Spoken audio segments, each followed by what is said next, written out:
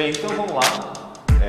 Vamos lá, começando mais uma aula, aula número 2, a segunda aula do módulo 1. O primeiro módulo aí é o Windows, né? O sistema operacional. E na aula passada, na aula número 1, a gente deu a introdução à informática, a gente explicou uma parte do hardware, explicou alguns conceitos básicos aí da informática, e hoje nós vamos, nessa aula de hoje a gente vai aí para parte do sistema operacional mesmo, a parte que você já vai começar a mexer no sistema operacional, tá?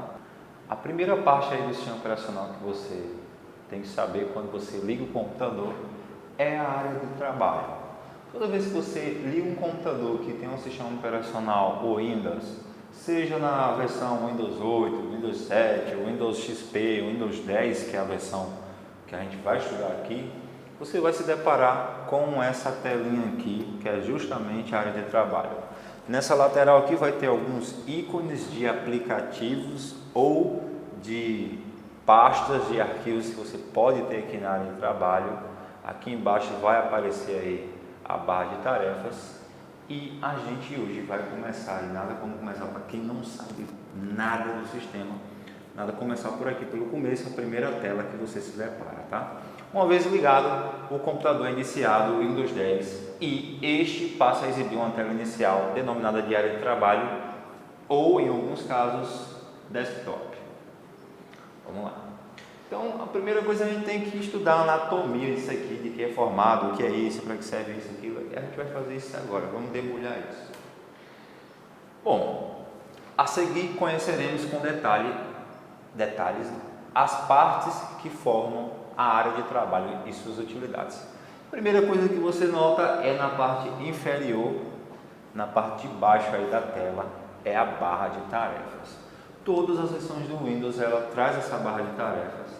Inclusive a única versão que talvez ela às vezes suma é a versão Windows 8, mas foi uma versão que o pessoal não se adaptou muito, e nesse Windows versão 10, que é o último, ela sempre fica aparecendo. Não importa se você está com alguma coisa aberta ou sem nada, vai ter aí, ela vai estar sempre aparecendo. É nessa barra que encontramos a barra de pesquisa, os ícones de aplicativos abertos, atalhos de aplicativos e também algumas informações do sistema operacional, como por exemplo conexão de rede, relógio e data.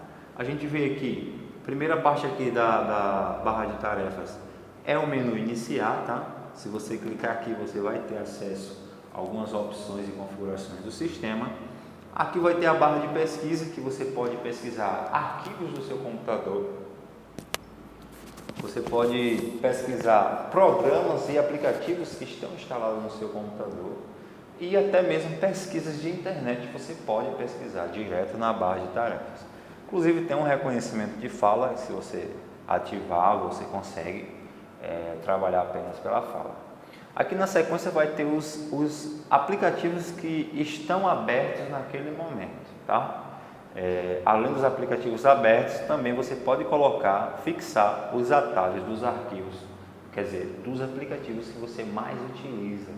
Tem aquele aplicativo como internet, geralmente eu também sou técnico, quando eu faço uma formatação no computador, eu deixo aqui embaixo fixado os atalhos dos aplicativos mais utilizados, que pelo menos na minha concepção é o gerenciador de arquivos, o Windows Explorer e o Google Chrome, que é um dos navegadores de internet mais famosos.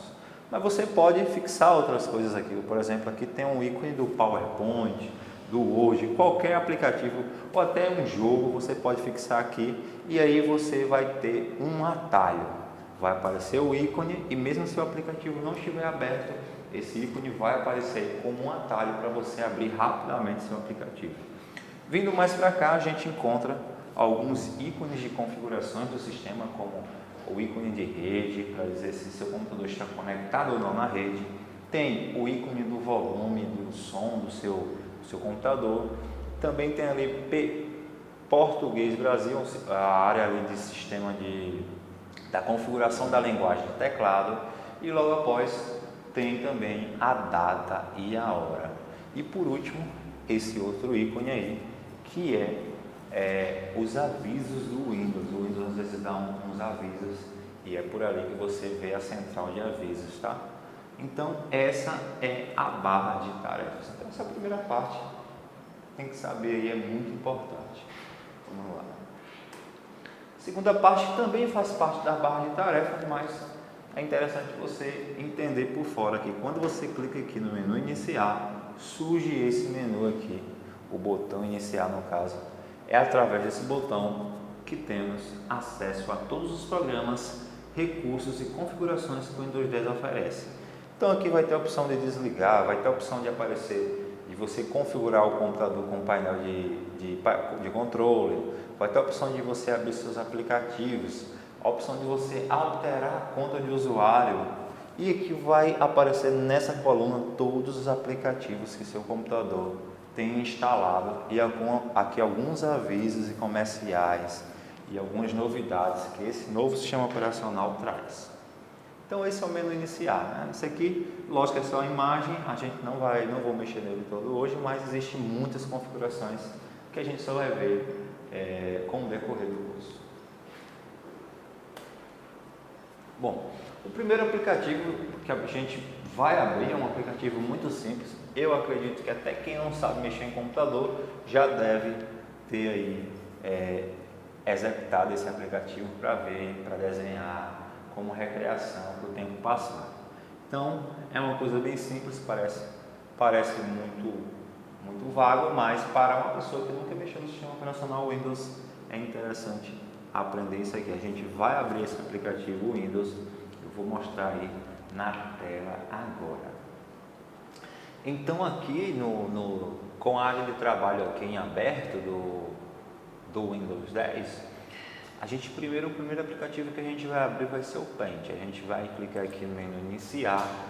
Lógico que a gente vai ter a disponibilidade de fazer o sistema de busca, de pesquisa por aqui, digitando o nome do aplicativo, que é Paint, mas como a gente está aqui em caráter de aprendizagem, a gente vai navegar aqui pela lista de programas, clicar nessa setinha aqui em acessórios do Windows, depois clicar em Paint. Feito isso, ele vai executar aí o Paint. Você vai ver a janela aí desse aplicativo, que é um simples editor de imagem, tá? A partir do momento que você abre o Paint, você vai se deparar com essa janela e aqui o Paint ele segue uma padronização, alguns detalhes de padronização que a maioria dos aplicativos dentro do sistema operacional Windows tem, que principalmente aqui em cima, aqui na barra de títulos, essa principal barra aqui que todo aplicativo vai ter aqui em cima o nome do arquivo, perceba aqui o nome do arquivo, inclusive está sem título porque a gente não salvou, não fez nada, e na sequência o nome do aplicativo, que é o Paint. E aqui por fim vai ter os 3 botões, que na realidade são 4, são 3 botões de gerenciamento e redimensionamento de janela. Como assim, professor? É o seguinte, você aqui no Windows você pode executar vários aplicativos ao mesmo tempo, assim como no seu celular.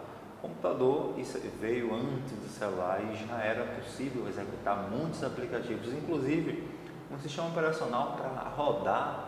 Ele, nesse exato momento aqui que esse computador está ligado, existem mais de 50 aplicativos em segundo plano rodando, sendo executados, sendo que a gente não está vendo, tá?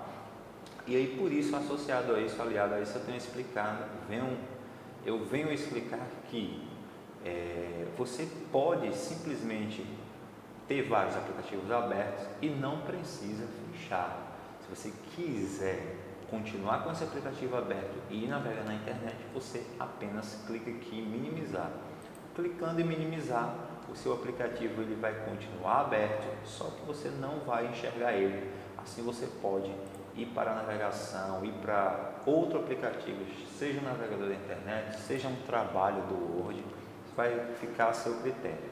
Então depois disso, então a gente vê aí a função daquele primeiro botão, que é o botão minimizar, mas depois de minimizado ele vem para a barra de tarefas aqui, ó, e se você quiser que ele volte a ocupar, a ser mostrado aí na tela, você dá um clique aqui que ele vem a aparecer, volta a aparecer, possibilitando assim você continuar mexendo nele, tá? Esse é o primeiro botão, tá? O minimizar. Ele faz isso, ele recolhe o aplicativo para a barra de tarefas e deixa o aplicativo ainda sendo executado para uma possível volta, caso você queira. Esse segundo botão aqui, ele tem uma dupla função. Por isso que eu falei que eram 3, mas eram 4. Por quê? Porque esse do meio, ele tem uma dupla função. Ele, quando o aplicativo está ocupando toda a tela do seu computador, significa que esse aplicativo está maximizado, ele está no sistema de visualização máxima dele. Mas é possível de você deixar esse aplicativo ocupando apenas uma determinada área da tela do seu computador, clicando aqui em restaurar tamanho. Então, quando a gente clica em restaurar tamanho, a gente consegue aí visualizar o aplicativo e também visualizar a parte de trás aqui, no caso a área de trabalho ou outro aplicativo que esteja aberto ao mesmo tempo. Além disso, a gente consegue redimensionar aqui pelas laterais o tamanho dessa janela. Então a gente consegue ter várias janelas ao mesmo tempo. Isso tudo com o botão restaurar o tamanho. Inclusive, o botão restaurar o tamanho, quando você restaura o tamanho e deixa essa janela assim, não ocupando tudo, o botão restaurar o tamanho se transforma no botão maximizar, que é a opção para você voltar ao aplicativo, fazer ele voltar a ocupar toda a tela. Vou clicar nele aqui e ele volta a ocupar toda a tela. Então, esse botãozinho aqui do meio, ele tem essa dupla função de restaurar tamanho e maximizar, dependendo da situação. E por último aqui, na linha aqui da barra de títulos, vem um xizinho que todas as janelas aí por padrão tem, que é o botão fechar. Se você clicar aqui, você fecha o aplicativo e volta aí para a área de trabalho. Então, esses são os 4 botões aí que tem lá em cima da janela, só para reforçar. Minimizar, reduz aí o tamanho da janela, deixa ela lá minimizada lá na barra de tarefas, na parte de baixo do sistema. Restaurar tamanho é quando você deseja que a tela diminua e consiga mostrar outros aplicativos abertos. E maximizar é quando a janela está restaurada no tamanho e você deseja crescer ela ocupando toda a área da tela do seu computador. E por último, fechar, que finaliza qualquer aplicativo, qualquer programa que estivesse sendo executado naquele momento. Um segundo aplicativo que é interessante também a gente executar aqui, para a gente saber algumas das suas funções, é o bloco de notas. O bloco de notas vem a ser um simples editor de texto que vem instalado no Windows. É um aplicativo totalmente grátis e ele serve para você fazer pequenas anotações, fazer algumas formatações de texto simples, imprimir alguma coisa simples, você consegue fazer aqui com o bloco de notas, tá?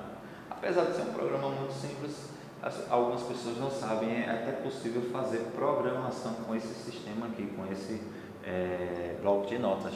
Por exemplo, HTML, que é uma linguagem de web design, você consegue fazer algumas adições aqui, uma página de internet com o bloco de notas, tá? A gente vai executar ele agora para a gente ver como. A gente está aqui mais uma vez com o Windows aqui na área de trabalho e a gente agora vai executar o bloco de notas. Para isso a gente vai clicar aqui no menu iniciar, vem aqui em acessórios do Windows e procura por bloco de notas. Clicando em bloco de notas vai ser executado aqui, vamos maximizar, vai ser executado esse simples editor de texto. E agora a gente vai entrar na área de explicação de algumas funções aí do teclado do computador. Vamos agora para algumas explicações aqui do teclado padrão aqui do Brasil. Esse aqui é um teclado tradicionalmente encontrado aí nos computadores de mesa, tá? Existem alguns notebooks que, por serem um pouco pequenos, eles não vão ter essa área numérica do teclado, tá? Porém, você pode estar utilizando essa numeração aqui de cima dos notebooks, vai ter a mesma função, vai ter o mesmo efeito, tá? Esse teclado aí, ele recebe o nome de ABNT2, porque ele tem aí toda a acentuação gráfica, todas as configurações especiais aqui para a nossa linguagem aqui do Brasil, tá? Inclusive aqui nessa área, principalmente nessa área aqui, que vai surgir algumas coisas diferentes.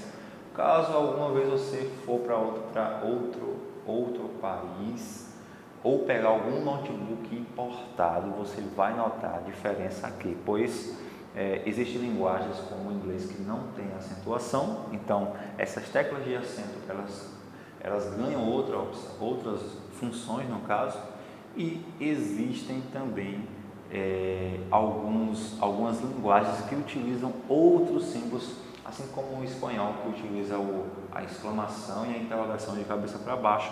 Então aqui nessa área principalmente vai ter essas modificações de símbolos, porém, entretanto, todavia, a sequência de letras ela vai estar sempre nesse sistema QWERTY, que é o teclado por padrão, que vem desde as máquinas de datilografia.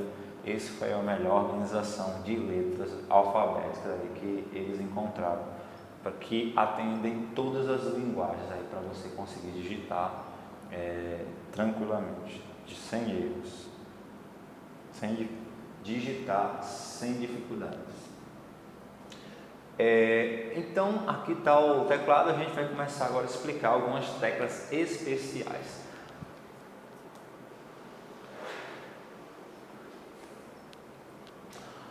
A primeira tecla aí que é bem interessante a pessoa conhecer para quem não está totalmente por fora da informática é a tecla Shift. Essa tecla ela se localiza aqui, ó, nessa área do teclado, ó. Inclusive todos os teclados eles possuem dois Shift, tá? Tem um aqui e outro aqui logo abaixo do Enter. Essa tecla é bastante utilizada, pois é ela que possibilita a digitação das letras em maiúsculos, das acentuações necessárias e também a digitação de caracteres especiais. Então aqui com o bloco de notas aberto, eu vou abrir aqui um teclado virtual, apenas para que vocês acompanhem quais são as teclas que eu estou pressionando no exato momento que as funções vão acontecendo, que as ações vão acontecendo aqui na área de trabalho, tá? Então, estava falando da tecla Shift, que é essa aqui, são duas teclas, e ela serve para você colocar maiúsculos, acentos e caracteres especiais. A primeira coisa que você vê aqui no teclado, se você olhar, você vê que existem algumas teclas que têm dupla ou tripla função. Aqui em cima a gente vê que tem 1, 2, mas aqui no 1 também tem o sinal de exclamação. Então, se eu clicar aqui no 1, olha só, aparece o número 1. Mas e se eu quiser ter acesso a essa exclamação? É aí que vai entrar a função do Shift. Você vai ter que segurar com um dedo a função Shift. Depois que você segurar, você clica aqui em cima que o teclado vai retornar a exclamação. Então, toda essa área aqui, arroba, hashtag, jogo da velha, cifrão, porcentagem, todos esses caracteres especiais aqui, você vai conseguir segurando o Shift. Eu vou segurar aqui e vou clicar em todos para a gente ver quais são os resultados.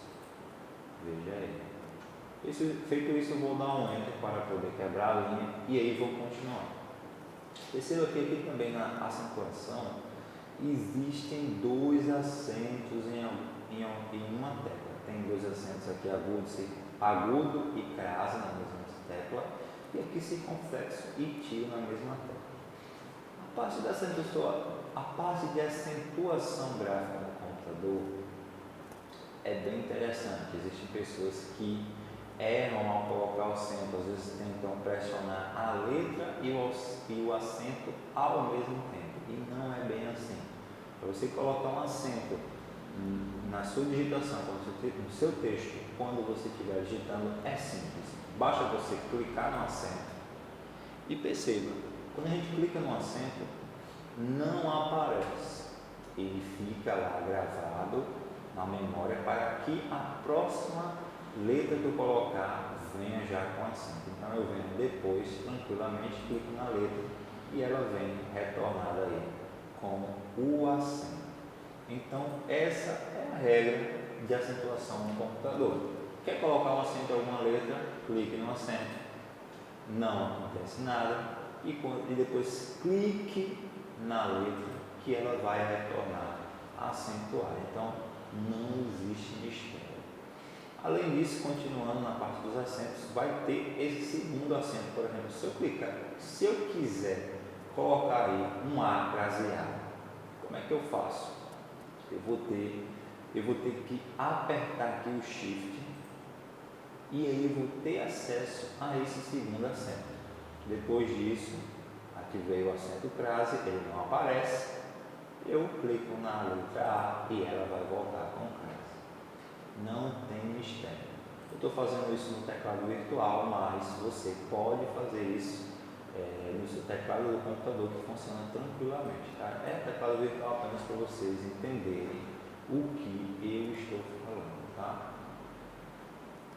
Além dessa função de acentuação e da acentuação, dessa segunda opção de acentuação que o Shift dá acesso dos caracteres especiais, o Shift também tem essa possibilidade aí de inverter o Caps Lock. Como assim? O Caps Lock ele serve para você ativar a maiúscula e minúsculas. Se você vai digitar um texto todo em caixa alta, todo em maiúscula, basta ativar o Caps Lock e digitar o que você deseja.